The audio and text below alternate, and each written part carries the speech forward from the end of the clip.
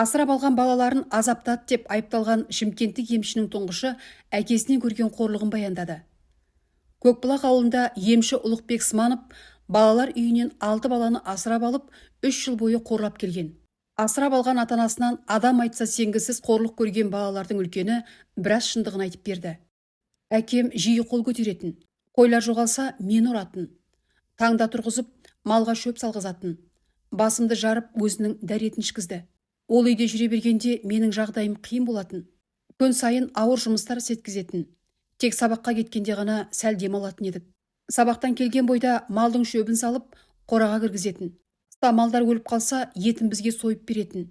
Бәріне бізді кінәлайтын. Малға бірдеңе болса, бізді таяқтың астына алады. Бір күні өлген иттің етін де жегізді. Үйдегі 4 баланың қолын байлап қояды.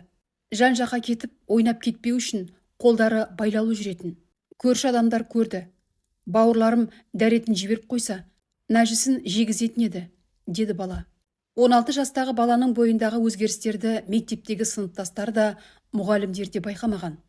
Тіпті ата-аналар жиналысына келіп отырған әкенің де психикалық сырқатын байқамаған.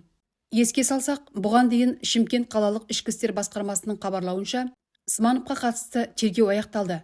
Сот шешіммен бала асырап алу мен қамқоршылық жойылған бойда балалар әртүрлі қалалардағы балалар үйіне жіберіледі. Бұған дейін Шымкентте асырап алған 6 баласын қорлаған емшіге сот үкімі шыққан болатын.